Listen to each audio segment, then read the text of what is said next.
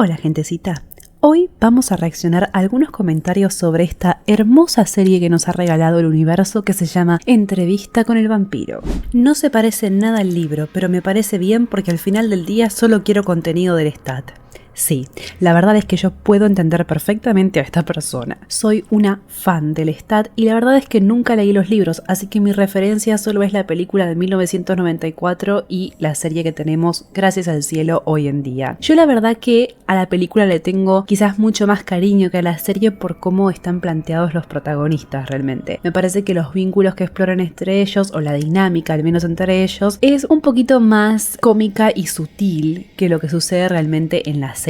Tal vez porque en la serie tuvieron mucho más tiempo para desarrollar, ¿no? Claramente al ser más episodios, pero también por las libertades que se tomaron cuando se trata de lo que sucede en esta relación homosexual entre los personajes. Me parece que la película de 1994 lo roza, lo toca así superficialmente, uno podría intuir que hay algo entre ellos, pero al mismo tiempo para mí la película tiene algo más como el Guasón y Batman. De hecho, la escena esa en que están en el parque donde Louis ataca al poodle de la señora, me parece que la parte en que Louis lo hace volar de alguna forma al Lestat, lo toma de los hombros y lo eleva por el aire, esa escena realmente me recuerda mucho a la escena de Batman.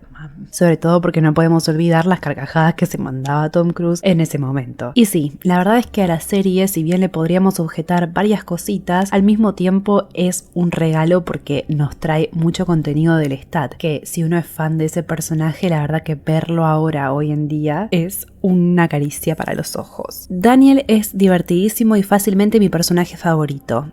¿Y quién no opina lo mismo? La verdad es que Daniel es el único personaje que le canta todas las verdades a los personajes que tiene alrededor. Y por tanto lo amamos, porque hay que tener presente que Daniel no deja de ser un humano y está ahí, en la boca del lobo, y directamente le hace una caricia a los colmillos del lobo. Yo eso es lo que siento cada vez que lo veo a Daniel expresarse con tanta libertad. Incluso en la escena esa en que se pone de pie y lo abofetea porque se sintió ofendido, realmente yo estoy ahí como, sí Daniel, sí Daniel. La serie está muy bien hecha, la segunda temporada es particularmente conmovedora gracias a la interpretación de Delaney como Claudia. Sí, la verdad es que la serie está bien hecha, aunque para mí yo le sacaría toda la parte que se parece como por ejemplo al estilo de Hannibal, cuando se pone como con un diálogo o con un discurso muy poético, muy refinado, con mucho uso de metáfora. Porque para mí nadie habla así, en el día a día nadie habla de esa forma. Entiendo que está planteada como si fuera en otro siglo y que lógicamente uno podría pensar que bueno, si son vampiros han tenido mucho tiempo para vivir y por lo tanto su lenguaje se ha ampliado y se ha tornado vasto, pero igual no me gusta cuando se tiene la pretensión de volverlo hasta incluso con reflexiones filosóficas. Realmente preferiría que eso no estuviera porque además siento que demora mucho la acción, que eso es lo que me pasó mirando Hannibal. Yo dejé de ver Hannibal justamente por eso, porque quería más acción y encontraba más líneas y líneas de diálogo, con hermosas metáforas por supuesto, pero llegó un punto que uno dice, bueno, y ahora cerremos la boca y vayamos al punto, ¿no? Me parece que la versión de Claudia que hace Delaney es preciosa, pero mi Claudia favorita es la de la primera temporada. Quizás porque se muestra más el traspaso o el conflicto personal que tiene ella con cómo va desde la infancia o adolescencia, porque en este caso no es tanto como la película donde es más una niña la actriz, pero sí el pasaje es entre la adolescencia y el no poder madurar, ¿no? En un cuerpo, digamos, la maduración física y poder avanzar a la adultez con una correspondencia en su cuerpo. Me parece que ese pasaje que hace es muy interesante, sobre todo en las escenas que tienen que ver con cuando ella se enamora por primera vez, con cómo Louis y Lestat la cuidan como si fueran padres, cómo están encima de ella cuando ella ya va creciendo, ¿no? Y ya va queriendo tener cierta independencia, que al no poder tenerla bajo el control estricto con el que vive, la realidad es que se empieza a desmadrar todo porque no tiene un referente. O sea, ¿cómo podría uno tener un referente de ese tipo cuando no existe? Porque si bien ellos son vampiros, ellos no han tenido esa traba, ¿no? Esa traba de maduración en su propia apariencia ni en su propia mentalidad. Me parece que la Claudia de la temporada 2 ya arranca entrada en la adultez, entonces ya esa lucha no está. Me parece que es más una lucha en cómo ella se vincula con Louis al dejar al Lestat atrás, que sabemos que nunca lo han dejado atrás, claramente. Lestat, Armand y Louis deberían haber sido una tripareja y se habría acabado el drama.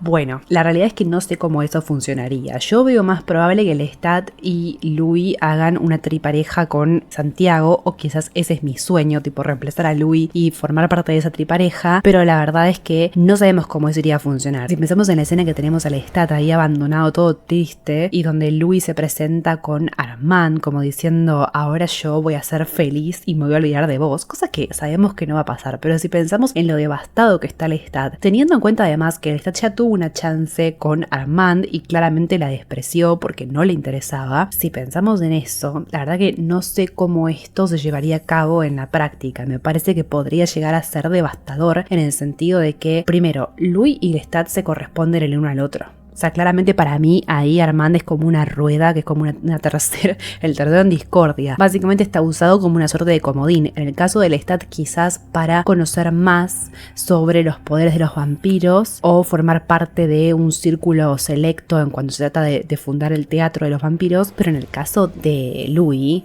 porque sencillamente es como dar un calcetín, o sea, realmente no me parece que haya algo que pudiese funcionar, sobre todo teniendo en cuenta el peso de la mentira que llevó a cabo Armand durante tantos años. Críticas que tienen que ver con el ritmo. Siempre me molestó cómo aceptaron a Claudia y la convirtieron cuando está cerca de la muerte, y luego ni siquiera 2 episodios después está planeando el asesinato de Lestat. Sí, la verdad es que a diferencia de por ahí la película que uno podría entender, ¿no? Cómo se pasa minutos, digamos, a la maduración de Claudia, que igual está muy bien hecha para mí, muy bien desarrollado. Son pocos episodios, pero es un poco descolocador cómo se pasa de, por ahí, en 2 episodios terminar con Claudia ya complotando todo y teniendo todo previsto. Es un salto temporal muy grande. Y hablo de salto temporal teniendo en cuenta que los vampiros claramente no se caracterizan por un salto temporal, o sea, viven eternamente. Entonces, que el proceso se haya desarrollado en tan pocos episodios, bueno, habla también de un apuro en cuanto a la narrativa, porque bueno, en algún momento hay que llegar, si no seguimos si no seguimos ya 24 horas, ¿vieron? Como una entrada de diario, tipo querido diario, y sucede un día y otro día. En algún momento, bueno, se tiene que dar ese pasaje, y si solo tenés 7 episodios, o no me acuerdo realmente cuántos son, pero si solo tenés eso, bueno, en algún momento hay que hacerlo, así que puedo entender por qué está construido así el relato. Me encanta que tengan sexo, porque ¿quién demonios se apuntaría a ser joven y bello para siempre y no Sí, la verdad es que, ¿qué te puedo objetar yo de esta opinión? O sea, claramente es como que uno dice, bueno, soy vampiro, voy a disfrutar todos los placeres de la vida, pero ni siquiera en ese ámbito, también se me vienen placeres dionisíacos a la cabeza. Y además, perdone, pero esto es un regalo hermoso que nos brinda la serie cuando lo vemos a Lestat en todo su esplendor. Los personajes están más desarrollados que en la película. Sí, pero eso tiene que ver con el tiempo. Yo creo que igual, aunque mucha gente desprecia, digamos, el personaje que construyó Brad Pitt, la verdad es que no lo podemos comparar con cómo Tom Cruise encarnó su interpretación, pero al mismo tiempo hay que entender eso, que es una película y que tiene 2 horas, o sea, no es mucho tiempo para desarrollar demasiado. Si bien podríamos decir, bueno, pero a ver, se trata de todo el drama que vive, entonces podríamos haber ahondado un poquito más. Pero claramente al tener más episodios, pues puedes explorar más dinámicas también. A ver, por ejemplo, en la película ni referencia se hace a Antoine, mientras que en la serie ya aparece Antoinette, tiene también todo su drama personal, la conocemos desde el vamos, desde sus inicios, desde los orígenes de Antoinette, y también sabemos cómo planeó todo el resto y vemos cómo se camuflaba, digo, todas esas cosas imposibles de plantear en una película con tan poco tiempo. Y ahora tenemos 2 comentarios que hablan de los vínculos. El primero dice, la crueldad va para los 2 lados. Voy a leer el segundo antes de comentar aquí. Creo que el error que cometes es ver la relación como el abusador y el abusado. Sin duda, Lestat es horrible con Louis, incluso si la nueva escena de pelea es real. Bueno, a ver, acá hay un punto donde uno tiende más a empatizar con Louis por el simple hecho de que es el que nos está contando la historia. Pero no podemos olvidarnos de que Louis en realidad no puede de alguna manera recaer en la confianza a Louis porque no es un narrador confiable. Sin embargo, las diferencias para mí son obvias. A ver, uno tiende a tomar partes, ¿no? Es decir, uno es bueno, entonces el otro tiene que ser malo. No, la realidad es que no funciona así. Me parece que eso es lo que los vuelve tridimensionales, complejos y interesantes al final del día. Sabemos que Lestat admitió su culpa durante el juicio que se lleva a cabo en el Teatro de los Vampiros y por lo tanto, pues ahí tenemos una pauta de lo que realmente sucedió. Pero aunque él no hubiese admitido su responsabilidad, no podemos comparar a un vampiro que ya hace siglos que viene siendo de esa naturaleza y que por tanto tiene conocimientos y cosas que ha ocultado porque Louis no sabía, y que tiene destrezas y que tiene poder y que sabe cómo se maneja el mundo y no tiene los mismos conflictos éticos y personales que tiene Louis con su nueva naturaleza, pero a la vez, porque alguien te dijo algo feo, vos lo vas a subir a 40.000 pies de altura y lo vas a tirar como un trapo de piso. No. Pero la realidad es que también entiendo por qué uno se pone del lado del Lestat. Lestat es muy lindo y el efecto halo es real, gente. El efecto halo es real. Uno ve un personaje hermoso y trata de decir, bueno, no, pero pobrecito, él puede cambiar. Yo lo puedo cambiar. Yo lo voy a cambiar. Conmigo la historia sería diferente. Y no, chicos, la historia no sería diferente. Miren cómo termina Antoinette. Perdiendo un dedito. Para mí, Louis está bajo la influencia de un narcisista. Digan lo que digan, o sea, yo sé que el actor en un momento dijo que si pensás que Lestat no ama a Louis, realmente hicieron un mal trabajo. Yo honestamente creo que Lestat ama a Louis, pero desde su naturaleza perversa, desde su naturaleza narcisista. Bajo sus propias palabras del personaje, como él no podía tenerlo, entonces lo rompió. Creo que eso es un amor, pero es un amor enfermo. Y para mí, Louis responde a eso. ¿Eso convierte a Louis en un santo? No, no lo convierte en un santo. Claramente tiene sus falencias, claramente, por ejemplo, en su vínculo con Claudia decidió por sobre su vida y obviamente capaz ni siquiera se imaginó lo que le iba a representar en su vida. Pero porque uno responda a esa dinámica al estar, por ejemplo, siendo engañado, no te vuelve una mala persona porque te quieras librar de ese castigo. Convengamos que ni siquiera pudo llevar a cabo su cometido o lo que sería su parte en el plan de Claudia porque no puede hacerlo porque depende emocionalmente de él, porque está atado a él. Sí, eso es amor. Bueno, tal vez no es amor sano, pero es lo que ellos consideran como amor en esa dinámica que tienen. Louis muere para transformarse en la compañía de Lestat. No hay mayor sacrificio que eso. Bueno, la realidad es que esto tiene un poquito que ver con lo que comentábamos antes. Para mí, Louis no muere para transformarse en una suerte de sacrificio. Para mí, Louis lo hace porque no tiene otra alternativa. Vos imaginate estar en el medio de una tragedia personal, haber perdido a tu hermano, haber sido expulsado de tu familia, ser un marginado,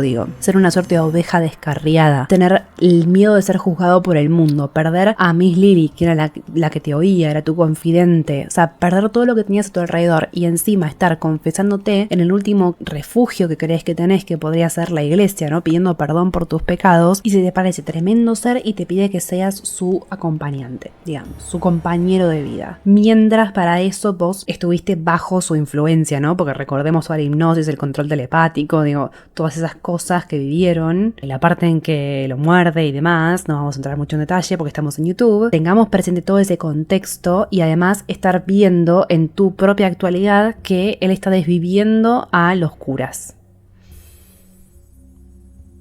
¿Qué opción tenés? Decime vos, ¿qué opción tenés? Porque la verdad es que yo, ni aunque hubiese vivido toda esa tragedia, le diría que no. O sea, claramente lo ves y decís, bueno, este es mi destino. Déjenme sus opiniones y comentarios aquí abajo sobre esta serie y bueno, voy a tratar de no desvivirme cuando las lea porque la verdad es que soy muy sensible cuando se trata del Lestat. Nos encontramos en otro videito.